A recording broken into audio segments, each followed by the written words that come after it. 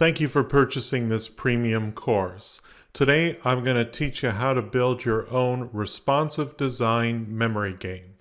It uses multi-state objects, variables, and advanced actions. Let me show you what it will look like. So when you launch the game, you'll see, of course, 8 cards on the screen. You'll receive some instructions on playing the game, and then you can start looking for a match. When you find a match, it will update the text at the top of the screen, and of course, these 2 cards will stay locked. Let's keep looking for another match. There we go. And there we go. And as you can see, if I resize my browser, the project resizes with it as well. So you'll have a design that looks great on your desktop computer, your tablet, or your mobile phone. An interaction like this is a great way to convey information to your learners. And of course, your stakeholders and subject matter experts are really going to appreciate this sort of interaction in the e-learning that you design for them. Let's get started. So to build the Avoiding Infection memory game, we need to start off by creating a responsive project. Let's add our fluid boxes. First, we'll select 2 vertical fluid boxes. Set the wrap option for those fluid boxes to squeeze in a column. Select the first fluid box and then go to the position panel and set it around 30%. Return to the Properties Inspector and let's divide that top fluid box into 2 horizontal fluid boxes. Set the wrap option to be squeeze in a row and set the first of those 2 fluid boxes in the position panel at 25%. Return to the Properties Inspector, and with that same fluid box selected, let's make it optional so that it disappears once the screen is below a certain size. Now let's select the lower fluid box and divide that into 4 horizontal fluid boxes. The resulting child fluid boxes, will divide those up further into 2 fluid boxes each.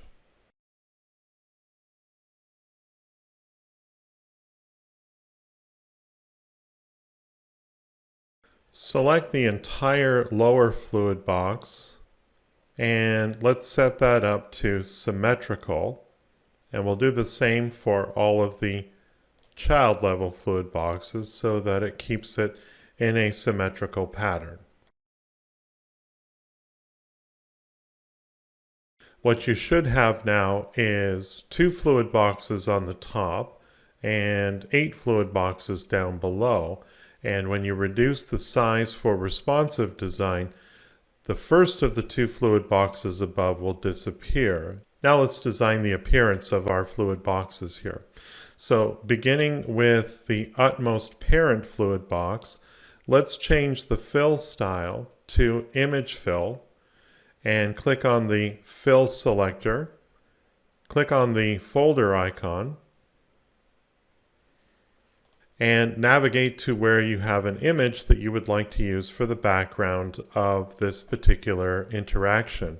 In this case, I have an image that's 1024 by 627, the same size as my slide. Click on the fill style again and choose a tile style or stretch style that's appropriate for the background in your case.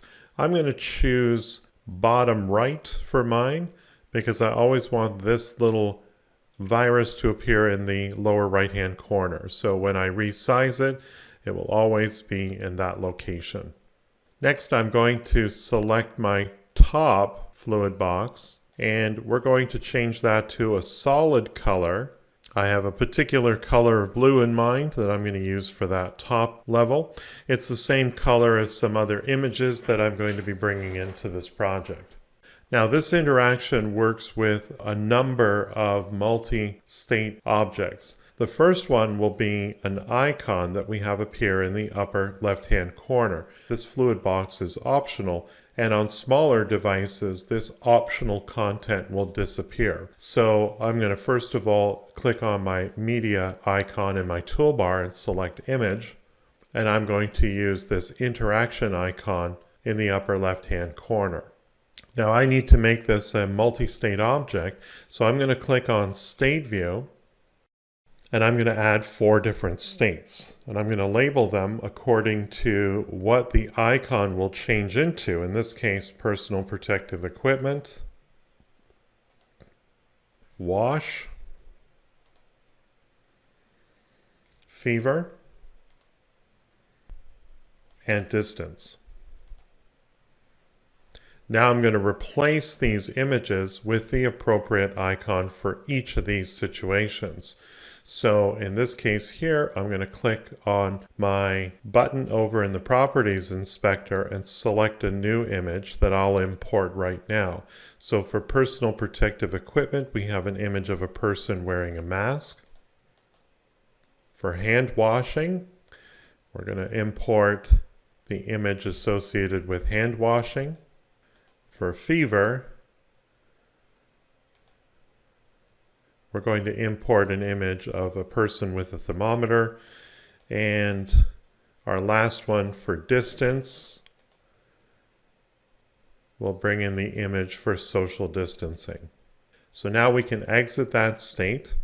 And it's important to label all of your objects, especially when writing advanced actions, because you're going to need to know what to refer to these particular objects as, rather than something generic like image 1, image 2, and so on.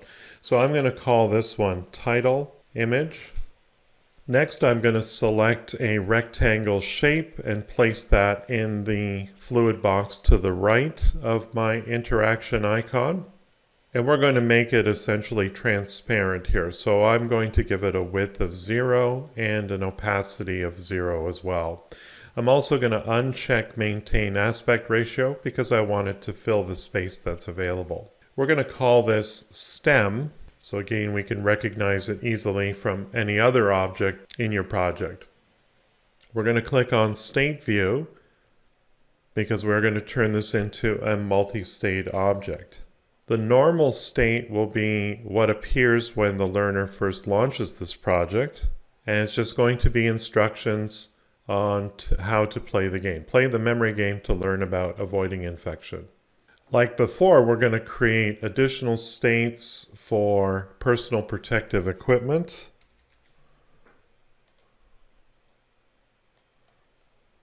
washing, fever, and distance. Starting with personal protective equipment, I already have some statements prepared for those particular situations, so I'm going to copy and paste those in.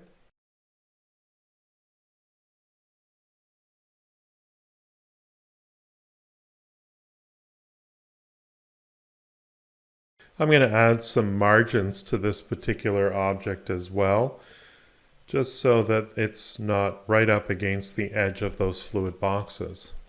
So now I can exit this state and return to the project here. If you hold your mouse over the object state and use the scroll wheel, you can actually see all of the different multi-states that you've created for this object here. Next, we're going to start to build our cards, which will be used to flip over and see if we remember the various icons associated with each situation. So let's first of all bring in our generic looking card. We'll click on the media icon and select image. So I'm going to use this default icon with no contents inside. We'll click on open and we'll select use as a button. And I'm going to go into State View, and I'm actually going to delete the rollover and down states. I don't think I really need them in this case.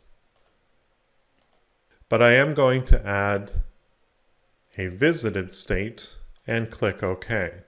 Now, in the case of the visited state, I'm going to change the image from its default to one of the icons here. We'll start with distance. I'm going to exit the state view, and I'm going to give this particular item a proper name that's easy to remember. In this case, we'll call this distance, and because we're going to need a pair of these, 0, 1. I'm going to select the image used as a button here and duplicate it, and drag the second one into one of the other fluid boxes. And we'll make sure that this one is called distance 2. Let's duplicate it once more and drag the copy over to another fluid box. And let's go into state view, and we'll make a version that's appropriate for the next icon in the set of 4. So I'm going to click on the distance.png button.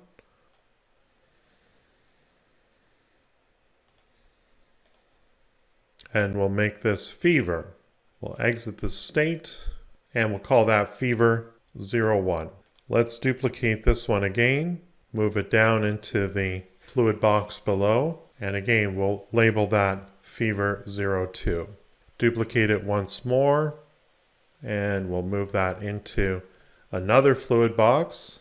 Let's go into state view, and we'll change this one to personal protective equipment, or ppe.png. We'll exit the state. Don't forget to rename this object PPE01, and we'll duplicate that again. Take the copy into another fluid box, and we'll call this PPE02. One more set to create. Let's right click and choose duplicate. Drag that over to another fluid box, and let's go into state view. And we're going to change the image to the wash icon. Exit the state, and let's relabel this wash 01. And again, we'll duplicate it, move it down below, and make sure it's labeled wash 02. I'm going to add a little bit of padding, not too much, to each of these fluid boxes, just so there's some space around those icons so they don't look so close together with one another.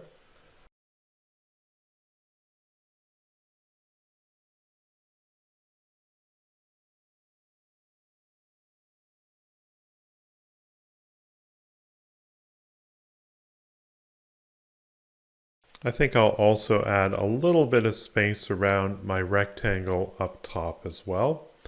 And the same thing for a little space around the icon that's going to be next to our stem. So I think that looks good. We have everything in place that we need. Now we can start adding some variables and create our advanced actions that make all of this work. Now we can start adding some variables and create our advanced actions that make all of this work. Click on the Project drop-down menu and select Variables. So essentially, variables are containers that store information that you can use and recall later and use it to manipulate things, compare things, things like that. In this case here, I'm going to need to keep track of a few things. First thing I need to keep track of is the number of clicks that the user has taken. So we're going to click Add New, and I'm going to follow a convention in the naming of my variables by starting them all with V underscore, and in this case here the first one is going to be called click underscore counter. Initial value is 0 or null. In this case is fine. Hit save, and let's start adding a couple of other variables. One of the things that we're going to be doing is we're going to be delaying the cards returning back to their original state.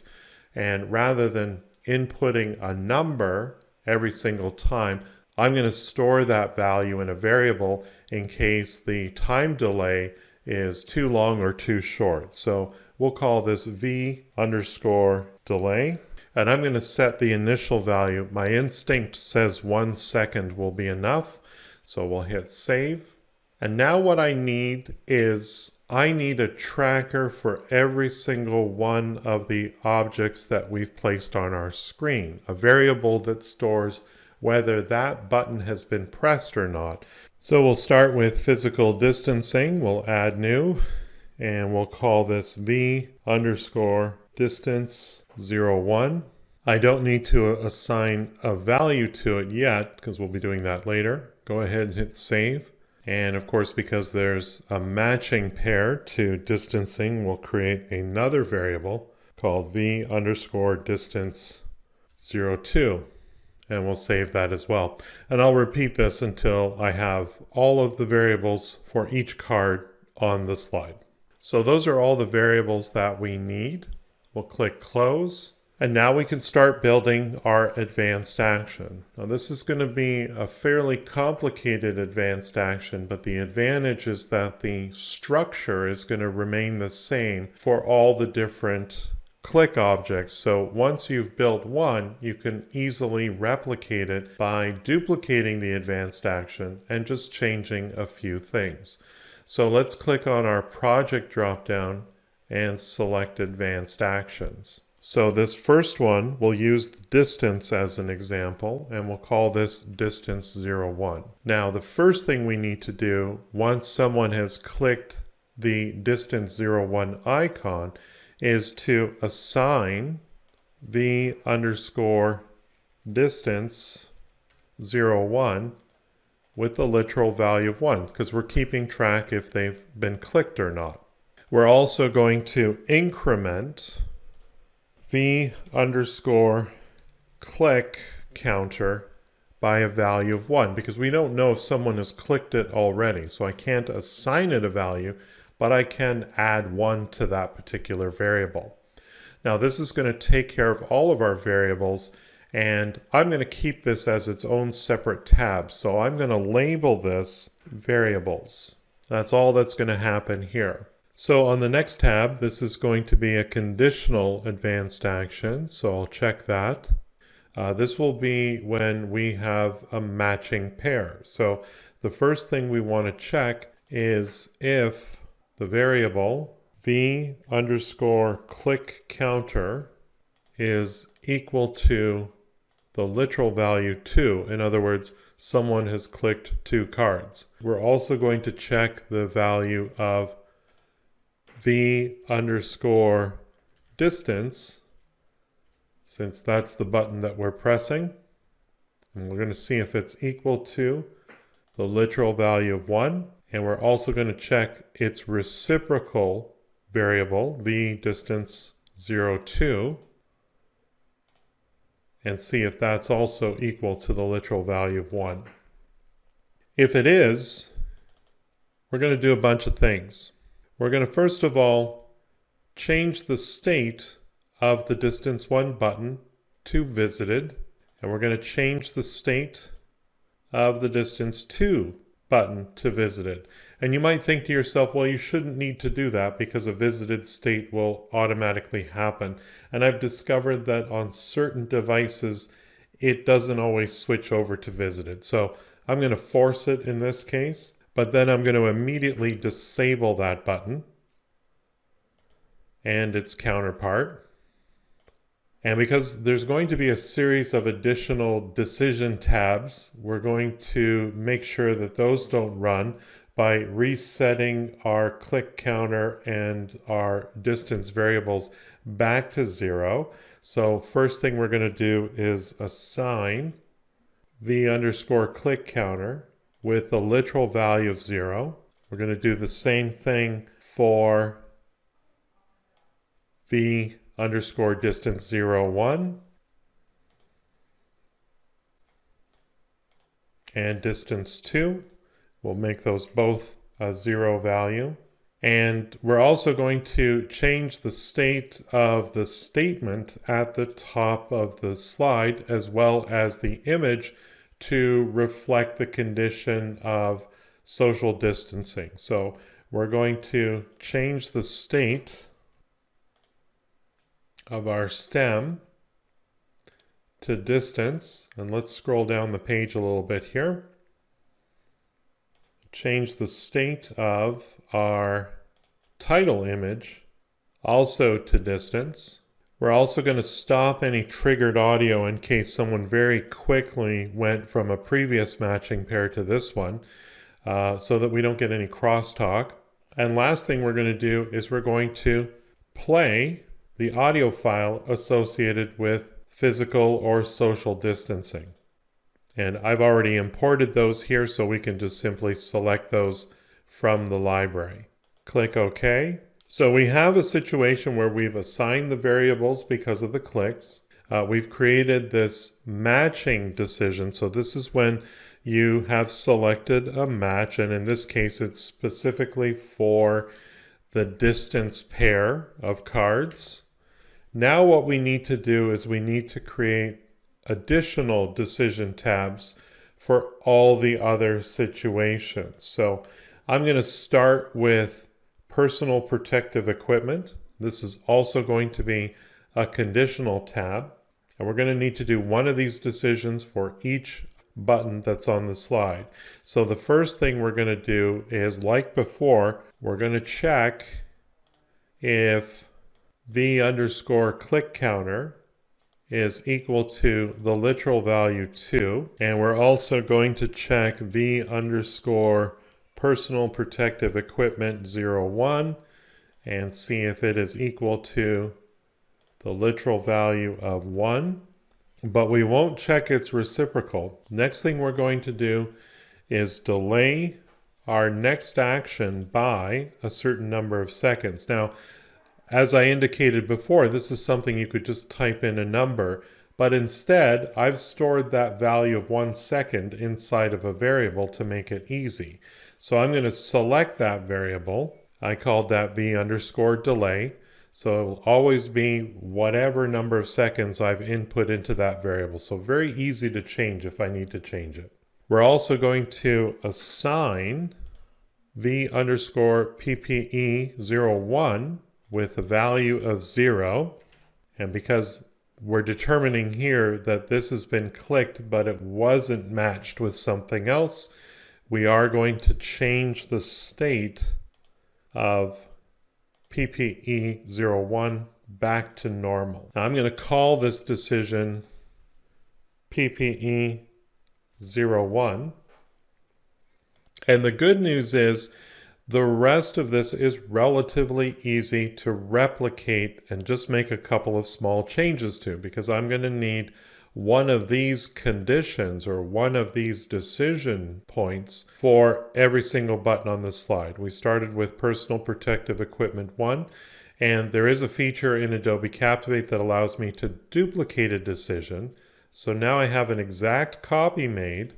I'm just going to relabel this PPE02, and we're just going to change a couple things here. First of all, the variable that we're working with is PPE02 instead of 01, and we're going to assign that variable back to 0 once we've finished with it, and we're going to change the state of PPE02 back to normal. Now we just need to replicate this again for, let's do wash 01. So I'm going to relabel this whole thing, and we're going to check the variable associated with hand washing and make the same change down here. And there's a button associated with that. We're going to make sure that we're returning that one back to normal. Again, I'm going to repeat this a number of times until I have the same conditional tab, or in this case, the same decision tab for each button that's on the slide. Okay, so now I've done a single decision tab for every single button. And just to clarify here, if we go back to the beginning, remember, this was for the matched pair of distance 1. It's important that you have a distance 1 and distance 2 decision tab in the event that social distancing is not matched. You select one of them, but you didn't select the other. So I have everything there, including washing your hands and signs of a fever. What we need, of course, at this point is to add an additional decision tabs. I've used them all up. So I'm going to need to add another one. I'm going to move this one all the way to the end, and we're going to relabel this from untitled 11 to reset count. That's what we're going to call it there. And we're going to check if the variable v_click counter is still equal to the literal value 2. We're just going to assign it back to 0. So we're ready to begin the process all again. So I'm going to save this as an action, click OK, and right about now you're probably thinking, oh my goodness, that's so much advanced action that I have to write, and now I need to write 7 more of these for this particular project.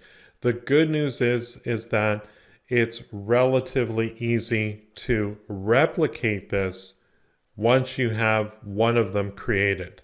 So in this case here, all I need to do is click on duplicate action, and this will make an exact copy of all the tabs. And then I'm just going to give it a new name. In this case here, we'll call this distance 2. Now, in this case, the only thing I need to change, the only thing is assigning distance 1 with a value of 1. I need to change that now to distance 2 with a value of 1. In this example, the matched combination is still going to be applicable because it's part of the same pair. So everything here is going to be the same. All of these additional tabs that we created with all the additional decision tabs, those are fine, including right up to our final reset count. That's perfectly fine. So I can just update this action. And now I've created my second advanced action. And I can close that and make sure that distance 1 is assigned to the first button. And let's execute advanced actions and make sure distance 2 is assigned to this button here. I'll show you one more example because you are still going to replicate that same advanced action for, in this case, Fever 1, but it is going to be a little bit different. We're going to have to do a couple of extra things for Fever 1 and Fever 2. So let's start with the onSuccess action for Fever 1. I'm going to execute advanced actions. We'll start off with distance 1, that's fine. We'll open that up, and I'm going to duplicate that action, and we'll call this Fever 01. So here's what we need to change. We need to assign Fever 01 with a value of 1. We need to move over to the Matched tab, and we're going to change the 2 variables that we're checking. In this case, it will be Fever 01 and Fever 02. We're going to change the state of the buttons associated with Fever 1 and 2 to visited. We need to disable those buttons now.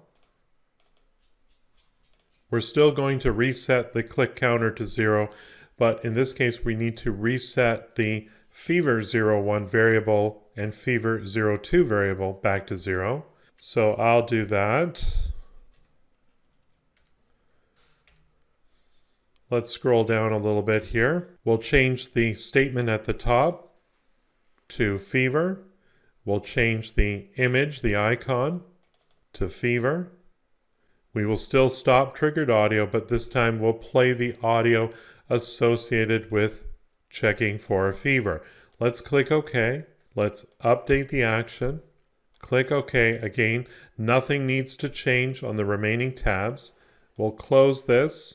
And now make sure that we're pointing at our new advanced action. Let's go down to Fever 2, the button for Fever 2, and let's execute advanced actions, and we'll choose Fever 1 to start with. We'll go over to the advanced action icon. We'll click on that, and again, let's duplicate this action. I can't emphasize that enough. Don't start editing what's here until you've duplicated it. And we'll just call this Fever 02. And we're going to just change a couple of things here. Actually, change one thing. Literally everything on matched is still the same because this is part of the same pair.